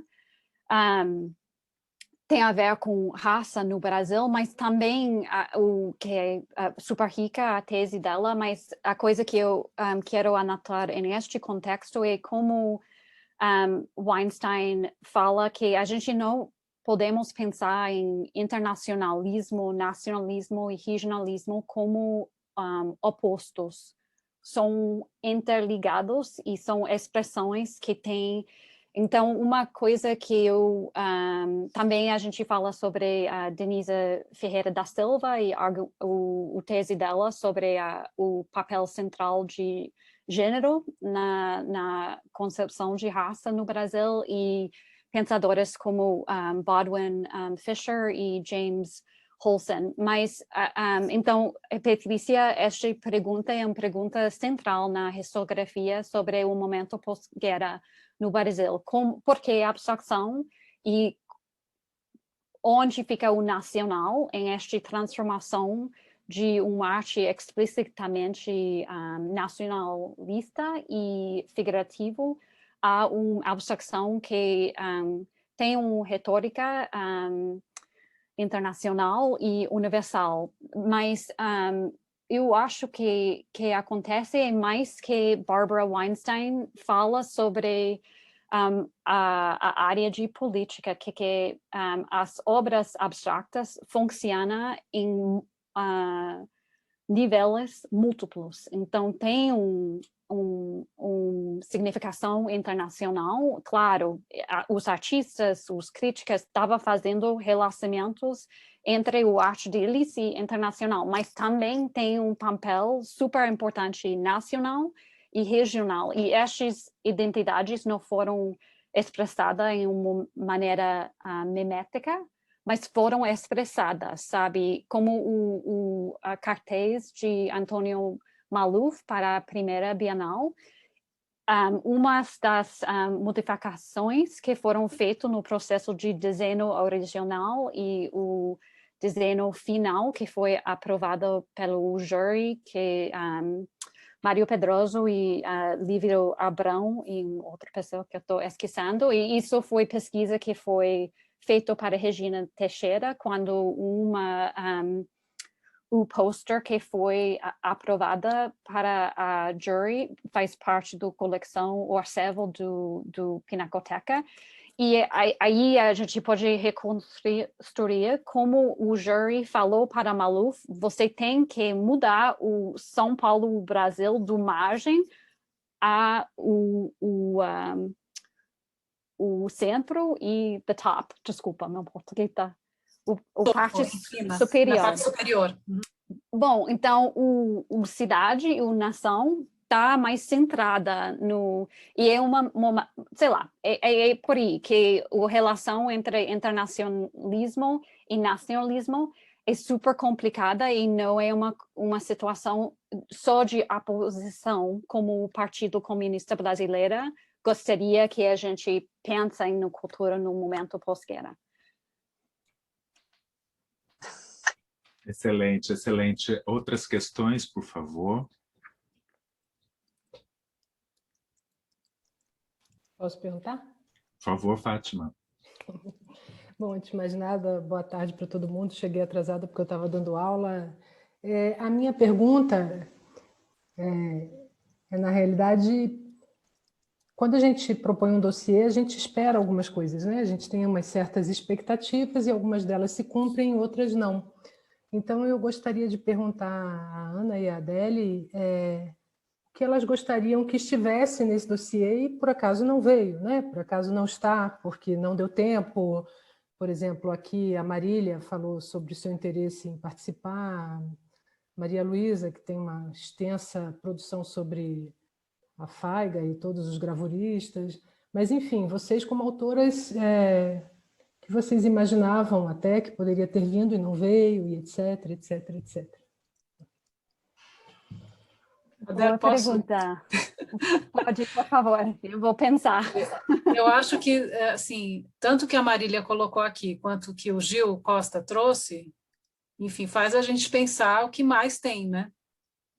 Por aí, e que a gente deveria conhecer melhor, né? Então, eu acho que tem eu acho que tem que entender o que são outros centros, né, de produção disso. Eu fico pensando num artista, por exemplo, como o Cérvulo Esmeraldo, lá no Ceará, e, enfim, tantas outras inflexões, né, disso em outros lugares do país. A gente não teve nada sobre artistas, por exemplo, que foram reavaliados agora, como o Rubem Valentim, ou então oh Deus, agora esqueci, o Raimundo Colares, por exemplo. Uhum. Então, enfim, eu acho que essa era uma coisa que enfim, a gente imaginava, não sei, ou pensa que possa ser importante ter, né, uma outra direção de contribuição, etc. E acho também, fico pensando, né, eu acho que isso vinha muito da discussão, pelo menos no contexto do Brasa, que a Aleca Leblanc trouxe para a gente, lembra dela? Uhum. Que sobre esse campo inteiro do design brasileiro, né? Discussão sobre desenho industrial no Brasil nos anos 50, inclusive que envolve uma artista como a Mary Vieira, que a gente acabou de falar aqui, o próprio Max Bill, que já vinha dentro do projeto da Escola de Ulm, etc., né? A criação da ESD no Rio de Janeiro. Isso é outro campo também, né, que seria interessante investigar, né? Porque aí tem quer dizer, tem já algumas falas sobre essa dimensão das artes decorativas, artes do espetáculo, a gráfica, etc., em outros contextos, etc., mas não dentro disso aqui, né? E às vezes se fala, quer dizer, eu já tenho ouvido colegas falando da experiência de abstração no Brasil, ser pioneira, entre aspas, por assim dizer, nesse campo das artes decorativas, né? Que se fala disso já com a introdução do Art Deco no Brasil e com, enfim, determinadas colaborações entre o Warszawski e a família Gomes de Graça, por exemplo, né? O pavilhão modernista do Lazar Segal e tal. Isso eu acho que mereceria também uma atenção. Não sei se nessa chave de descobrir quem é o pioneiro, quem não é, isso não interessa. Eu acho que o que interessa é pensar justamente, porque, quer dizer, claro, quando a gente está falando de abstração, a gente também está falando dessa dimensão, né? De artistas que se voltaram para essa questão, né? De transformar, de fato, a maneira como a gente vive, como a gente se relaciona com os objetos, né? Na vida, está na vida das pessoas. Esses artistas pensaram nisso, né? Então, acho que, não sei, eu pelo menos estava nessas duas frentes. A Adele, não sei se tem mais algo. Estou sonhando aqui. Well, let's see. Primeiro, quero falar que eu gostei muito da estrutura que vocês criaram para os dossiês que a gente fez com convidados, mas também o Open Call, foi um processo intelectual que eu gostei muito, porque aprendi de trabalho de outras pessoas e pensei na obra de Elizabeth em relação a outros pesquisadores. Foi ótimo. Então, mas foi um processo bem orgânico em este sentido. A gente não tive controle de qual foi os artigos que a gente recebeu de Open Call, e uma pessoa como a Leca, que a gente convidou, não tive tempo no momento fazer. E uma outra pessoa que foi parte de BRAS é Edith Wolf, que está no Tulane, que falou sobre a cidadania no contexto de Estado Novo, então isso seria um sonho, que é nossa polêmica de pensar entre os anos dentro do Estado Novo e depois foram realizados num artigo. O outro sono, e isso tem a ver com a sugestão de Marília, é que a gente fica fora do Rio e São Paulo. E eu não faço isso na minha pesquisa, então não é uma crítica, é só uma coisa que é uma área tão rica para pesquisa. Então, uma pesquisadora, que não lembro da faculdade onde ele fica no Brasil, mas Bruno Pinheiro, que foi um bolsista nos Estados Unidos um ano depois. A pesquisa dele é sobre o cenário de arte no Salvador. E seria bacana ter uma história rica este contexto e as instituições e artistas lá. Então, isso é super parcial, mas algumas... E outra coisa é que Maria Luísa está presente no dossiê, no trabalho de outras pesquisadoras, porque a obra dela é citada centralmente em várias, incluindo a crítica de Pedrosa sobre Fagia e os outros. Então, a gente sentiu falta, mas ela está lá em uma maneira. Excelente. Posso fazer um comentário sobre a pergunta da Fátima? Claro, Elizabeth. É alguma coisa que eu também sinto muita falta na área. Enfim, a gente teria que viver 3 vidas para estudar tudo, né? É que eu me sinto muito familiarizada com a década de 50, é algo que eu percebo, mas nunca tive tempo de me aprofundar, e eu acho que o dia que algum pesquisador se dedicar a isso vai enriquecer muito esse pensamento sobre abstração no Brasil e década de 50, e ainda mais a questão de gênero. Eu percebia no Museu de Arte Moderna inúmeras exposições de tapeçaria, feita por artistas mulheres. Então, assim, elas não tinham um status crítico, elas não conseguiam atingir, com certeza por uma questão de gênero, e elas conseguiam se expressar através da tapeçaria. E quem já viu uma retrospectiva do Burle Marx, por exemplo, ele é totalmente, né, abstracionista nas suas tapeçarias maravilhosas. Mas todas essas artistas estão pedindo para serem resgatadas. E acho que quando a gente tiver pessoas se debruçando sobre esse tema, de como a tapeçaria era uma saída para se praticar a abstração por mulheres no Brasil. E que dentro dessa prática elas tinham espaço, porque provavelmente era considerado menor, claro.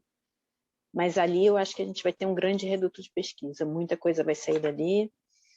Enfim, que a gente consiga chegar lá um dia. Ou que outros, os próximos, consigam chegar. Acho que muita coisa vai vir daí. Que a gente inclua a tapeçaria. Eu acho até interessante essa menção, ligando com o que a Ana acabou de falar sobre a Regina, justamente a Patrícia está falando assim, porque a abstração entra nas casas paulistanas, né? Ou nas casas brasileiras modernistas, né? A partir, inclusive, dos anos 30, mas entra via artes decorativas, né? Via, por exemplo, as tapeçarias da Regina Grais, né? E é interessante, sim, porque, de fato, falta estudos sobre essa continuidade, talvez, ou não, né? Sim, mas o que eu percebia no Museu de Arte Moderna, eu não estou mais no museu agora, eu saí do museu em janeiro, mas o que eu percebia é que as mulheres se faziam presentes pela tapeçaria, não pela pintura, não pela escultura. Nesse campo elas não tinham espaço, né? Algumas tiveram, mas numericamente são poucas. Mas na tapeçaria elas tinham. Então, acho que daí vai vir uma matéria para ser estudada muito forte para a gente e que vai levantar novas questões e que vai ser extremamente rica. Que algum de nós tenha tempo de um dia chegar lá. É algo que ainda é muito buraco negro, que tem que ser galgado, mas é algo muito interessante. Elizabeth, Oi, Maria Luísa. Complementando a informação da Elizabeth, o panorama, aquela exposição que eu estou vindo estudar, o primeiro panorama era pintura, escultura, gravura, tapeçaria, em 69. Então, tinha um setor. Vocês têm um catálogo por aí, catem para ver quantas pessoas estavam na tapeçaria. Né? E sem contar, né, Maria Luísa, os tecidos da Faiga, que já são do começo dos anos 50. Não, isso é outra coisa, né? O tecido da Faiga é realmente dela e de vários artistas, né? Você sabe que não foi só ela. Você sabe que Iberê fez tecido junto com Faiga para uma exposição que era tecido brasileiro lá na Itália? Eles foram convidados pela Ródia. Maria Luísa. Oi? Bandeira também. Antônio Bandeira também. Pois inclusive no Rio. Deixa eu falar, depois eu falo. Não, aconteceu no Rio de Janeiro, nos anos 60, eu acho, como chamava Artesanato Guanabara, que era presidido por duas mulheres, né, que faziam tapeçarias para outros artistas. Né? Inclusive, a Maria Helena, a Andrés, tem várias tapeçarias que foram feitas por esse Artesanato Guanabara, que faziam assim, tapeçarias maravilhosas, né? A partir do trabalho das artistas, dos estudos, né? Dos artistas. Mas eu acho também que é um assunto muito interessante, muito amplo, que tem que ser mais expandido, né? E focalizando, talvez, esses artistas independentes, né? Eles se dizem assim, independentes do concretismo, do neoconcretismo, esses que trabalharam às margens, né? Dessa arte, dessas tendências predominantes. Então, eu acho que é muito legal esse começo, né, desses estudos, e acho que pode abrir para outros dossiês nesse sentido aí. Desculpe, sim. Boa ideia, Marília. Abre para outros dossiês, a revista aguarda. Eu concordo. Novos dossiês. Eu concordo com a Ana e com a Adélia, eu acho que isso talvez Fátima também tem essa visão, junto com Marise, quando a gente foi acompanhando a formação do dossiê, que essa relação com design, com arquitetura, é algo que a gente imaginava que pudesse aparecer com um ou dois trabalhos mais pontuais. Eu acho que esse talvez seja um dossiê para a gente pensar no futuro, né? Que seja uma abordagem mais atrativa, ou pelo menos mais direcionada para essa relação, para esse espraiamento que chegue ao mobiliário, à publicidade, que é recorrentemente citada, mas ainda fortemente negligenciada quando a gente pensa nos focos e na profundidade das pesquisas. Esse é um ponto que faltou. A questão a Adélia chama atenção, eu lembrei muito, Adélia, do Genaro de Carvalho, que é tapeçaria, é abstração, é Bahia, o Bruno trata dele. Realmente foi maravilhoso e uma surpresa muito boa ter o trabalho do Gil, que, entre outras coisas, trouxe acervo português, né, Gil? É um acervo de fora, quer dizer, não, é arte feita no Pará, abstração feita no Pará, mas que ele teve que pesquisar. Eu acho que talvez valha a pena perguntar para ele, se ele ainda estiver por aí, mas é um acervo que está fora do Brasil.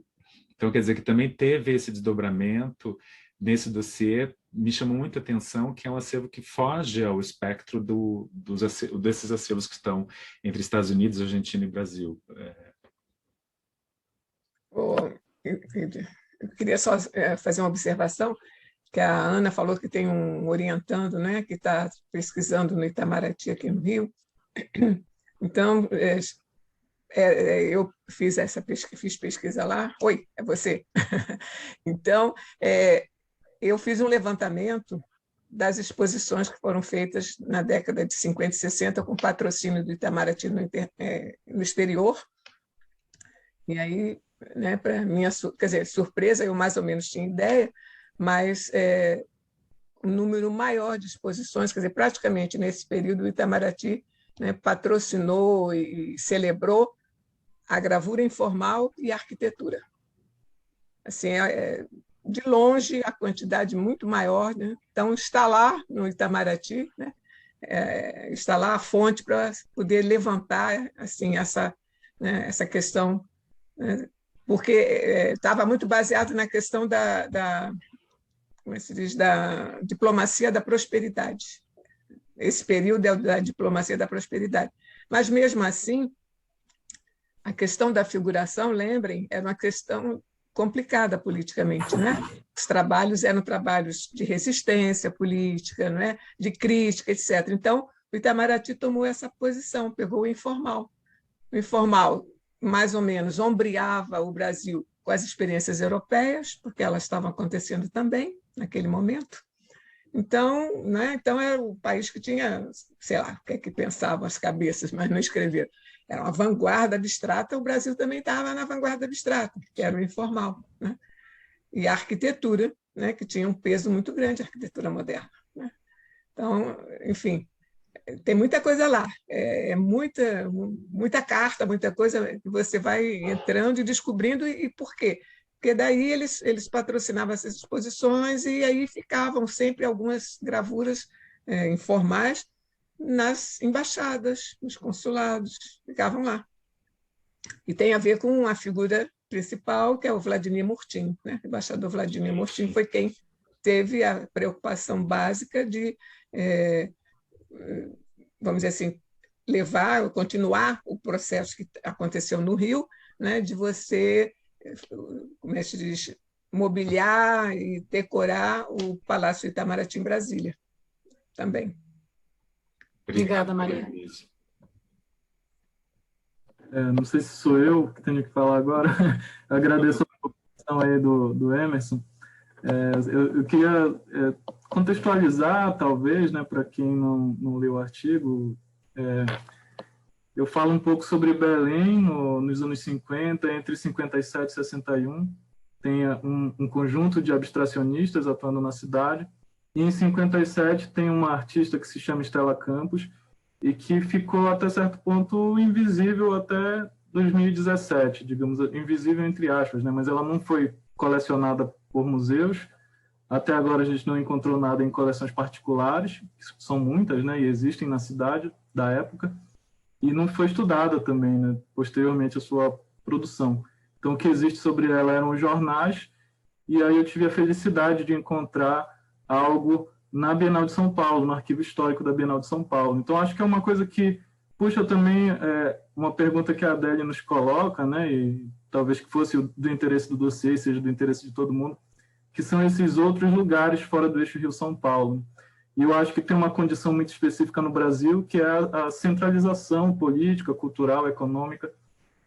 Não sei se em toda a história da colonização, né, portuguesa no Brasil, mas pelo menos a partir do século XX, com o processo de industrialização paulista, tem uma centralização muito forte, né, política, econômica e cultural no país, nesse eixo Rio de Janeiro-São Paulo, que eu acho que talvez explique todas essas ausências, né, todos esses buracos, todas essas lacunas históricas, que correspondem a uma fragilidade institucional, né, uma precariedade de acervos, uma precariedade de arquivos públicos, de coleções e etc. E a Stella Campos, eu acho que ela percebeu isso, né? Assim, ela era uma pessoa que transitava entre Rio de Janeiro, Belém e Lisboa. Eu acho que ela percebeu isso e se mandou com a maior parte do acervo particular dela para Lisboa, e, aliás, para Guimarães, né? Uma cidade em Portugal, e doou tudo isso para um acervo do lar, onde ela viveu, um lar religioso, onde ela viveu as últimas décadas da vida dela. E tudo isso está lá, salvaguardado ainda. Eu não tive a oportunidade de visitar o arquivo, né? As fotografias que eu trouxe são de outros pesquisadores que leram a minha pesquisa, que fizeram essa espécie de mediação para mim. Agora ficou ainda mais difícil, né? Porque talvez brasileiros sejamos personas não gratas, ainda mais num asilo, né? Num lar religioso. Mas eu tive uma infeliz notícia também essa semana, aliás, há 2 dias atrás, que a Stella Campos faleceu, né? Ela faleceu, ela já estava, desde o momento em que eu soube que ela estava em Guimarães, nesse lar religioso, ela já não era mais entrevistável, digamos assim, né? Ela não tinha mais lucidez para conceder entrevistas, estava muito debilitada, e faleceu agora, 2 dias atrás. Uma pessoa do próprio lar me mandou uma notícia, né, informando sobre o funeral e tudo mais. Mas, enfim, esse é um acervo que está lá intocado, né? É uma memória que, até certo ponto, está sendo muito recentemente provocada, né, em torno do nome dela, uma importância para Belém bastante significativa, para o eixo Rio de Janeiro-São Paulo também significativa, né, porque ela recebeu críticas de Antônio Bento, de Ferreira Goulart, Quirino Campo Fiorito, participou de 3 exposições da Bienal de São Paulo consecutivas, né? Então teve uma certa acolhida no circuito institucional brasileiro, né? Da abstração. Ela foi cotada, inclusive, para representar o Brasil lá na Bienal de Córdoba, em 64, junto com várias outras artistas mulheres. Então ela estava completamente imersa nesse meio, né? Talvez o fato dela ter residência em Belém durante esse período tenha dificultado um pouco as coisas para ela, né? E com certeza esse fato também dificultou a existência dela no debate público brasileiro, né? Então, assim, é muito legal tu teres trazido a história dela aqui, porque eu acho que isso fala um pouco sobre como o Brasil se estrutura, né? As coleções, a importância, a pesquisa, as universidades, elas têm um modelo que é centralista, né? Talvez não seja o mesmo em outros países, mas o nosso, felizmente ou infelizmente, não sei, ele funciona dessa maneira, né? Obrigado. Sim, Gil, obrigado. Não sei se a Ana e a Adélia querem comentar. Eu quero falar uma coisinha só, em relação ao que o Gil trouxe. Posso entrar na fila aqui? Claro que sim. Gil, é assim, às vezes a gente acha, a Regina Teixeira de Barros está aí, né? A gente já discutiu isso na tese, na qualificação. Às vezes a gente também toma assim, alguns blocos, né? São Paulo, Rio de Janeiro, mas, por exemplo, Emerson conhece, a Regina também, assim, eu já trabalhei muito com o Grupo Vanguarda de Campinas, né? Que é um grupo que também está fora desse circuito, entendeu?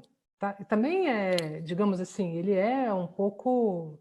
Ele não encontra lugar porque ele também é periférico em relação ao circuito paulistano, né? Digamos assim, né? Então e a Regina, né? Falei da Regina aqui porque a questão do prêmio Folhas, na Galeria Folhas, é um prêmio que dá espaço, assim como as bienais nacionais, que ocorrem nos anos 60, 70, nos anos 70, perdão, dá espaço para esses artistas periféricos, inclusive dentro de centros, entendeu? Evidentemente, há questões diversas, né? Aqui em Campinas, o Valdemar Cordeiro veio para cá, havia uma galeria que fazia essa interface, mas eles eram periféricos em relação a esse centrinho, né? Então, não é São Paulo, né? É a cidade de São Paulo nesse contexto, só para, né, falar disso. Bom, concluí. Isso que o Gil traz é muito relevante mesmo, né, Gil? Porque, primeiro, eu acho que a gente vive, de fato, uma desigualdade muito grande do ponto de vista da estruturação das instituições, né, nos diferentes regiões do país, etc., que dificulta muito o trabalho de todos nós, obviamente, né? E isso que a Fátima falou, por outro lado, traz o outro lado da moeda, né, quer dizer, a centralização na cidade de São Paulo, e a cidade de São Paulo que serve de modelo para tudo, né, também. Inclusive, né, a gente sabe aqui dos perrengues entre paulistanos e cariocas nesse sentido, né? Quer dizer, que São Paulo toma conta, de repente, e é como se fosse o único centro, né, produtor cosmopolita, etc., do país, né, quando não é verdade, como se tivesse sempre sido, como se tivesse sempre estruturado assim, né. Então, eu acho que, de fato, uma pesquisa como a sua é da maior relevância, né, porque isso só é possível, né, e aí lembremos aqui, eu acho que é muito importante a gente manter isso registrado, só foi possível você fazer essa pesquisa no contexto de expansão, eu entendo, de expansão da pesquisa, do investimento à pesquisa, à formação, no sistema das federais no país inteiro, né? Que a gente agora está vendo ser destruído sistematicamente, mas é muito importante, né? Eu percebo, quer dizer, que a gente tinha uma outra paisagem, né? Até 2015, 2016, e que a gente vai começar a perder agora, né? sem sombra de dúvida. Adélia, não sei. Não, obrigada, aprendi. Cidade de São Paulo, Fátima, eu vou reformar. E Gil, aprendi muito com seu artigo e estou, sei lá, um fã de sua pesquisa. Vai em frente, tá? Excelente, excelente. Se nós não, sim, alguém tem mais alguma pergunta? Eu queria também chamar a atenção que a Almerinda Lopes entrou aqui conosco, essa outra autora que nós não cumprimentamos no começo. Mas alguém tem mais alguma questão para as organizadoras? Marise Malta, por favor. A última questão, eu prometi que nós seríamos pontuais no encerramento, né? E fique à vontade, querida. Não, eu só queria pontuar, não vou fazer nenhuma pergunta específica, como é importante, né, quer dizer, esses dossiês que vão revisitar certas, né, recortes, né, quer dizer, historiográficos, né, como eles acabam fomentando outras perguntas para outros dossiês, né, para outras possibilidades de história da arte. Eu acho que isso que é o mais potente, né, quer dizer, desses dossiês. E falo tanto para a Marília quanto para a Maria Luísa, que nós recebemos também artigos, né, quer dizer, que não necessariamente para dossiês.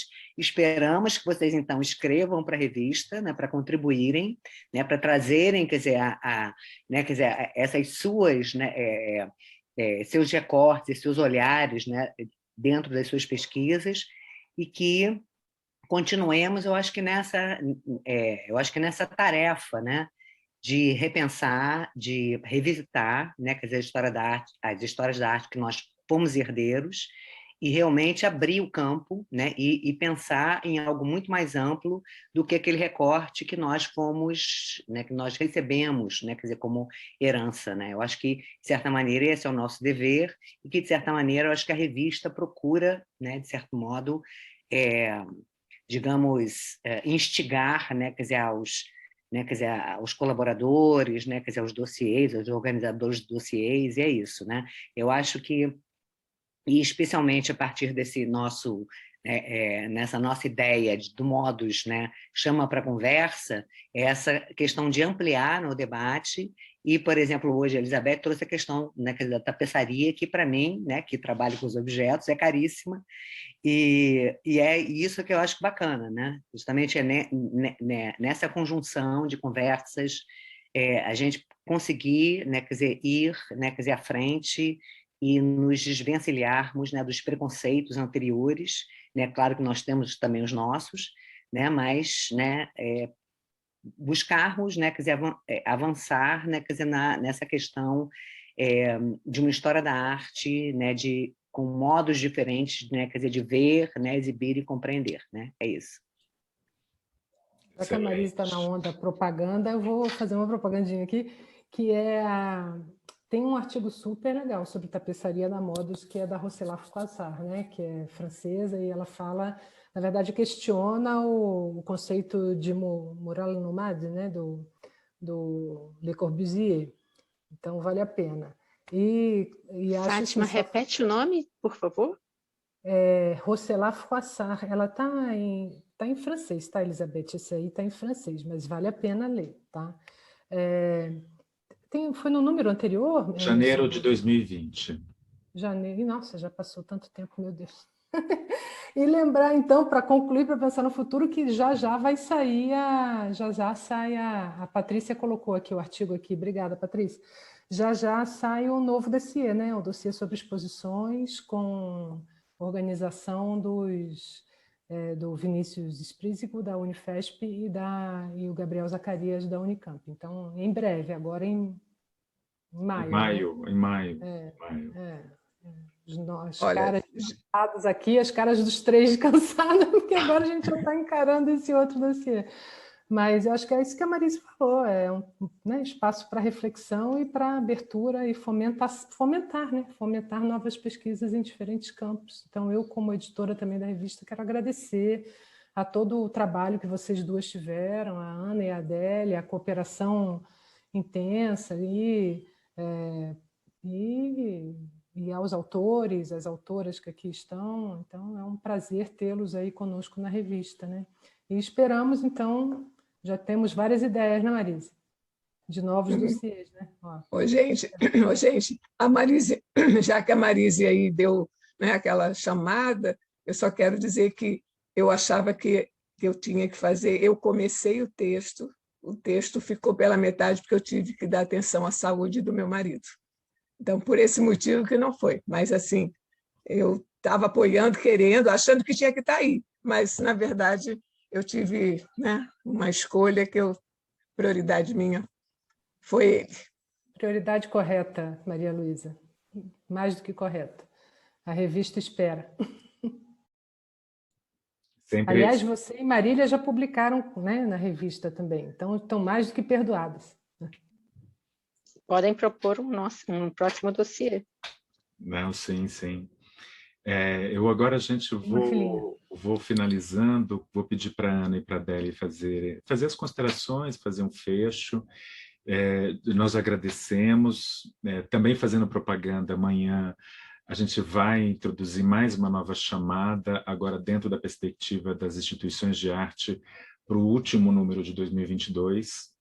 Estaremos todos bem de saúde, se tudo ajudar, né? Se a gente chegar bem, vamos chegar bem até lá.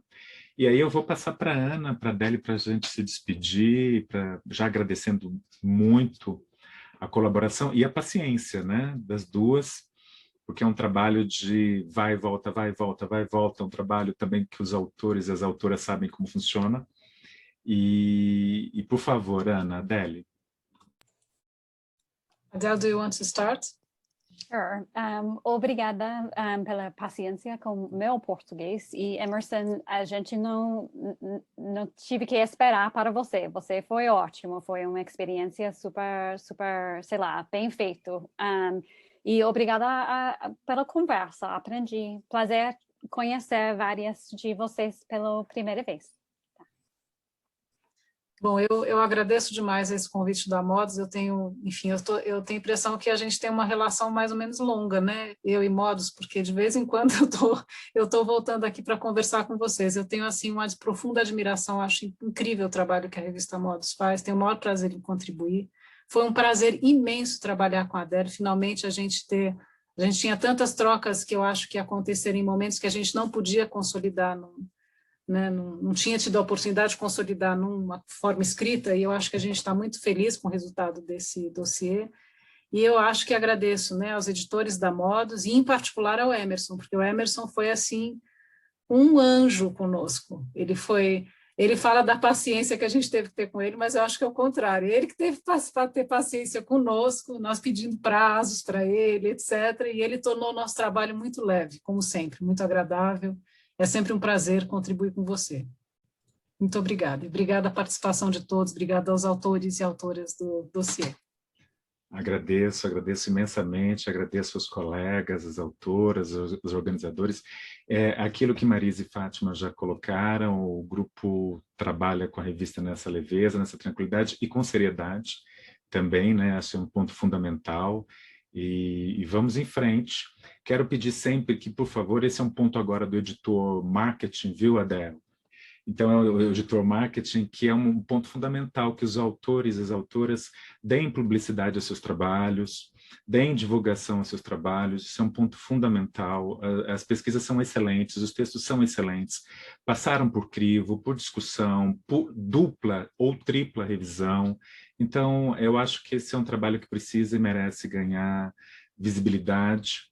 Nós logo teremos um outro número, mas continuem divulgando o trabalho de vocês. Vocês estão todas e todos de parabéns. Muito obrigado e até o próximo Modos Chama para Conversa. Tchau, tchau.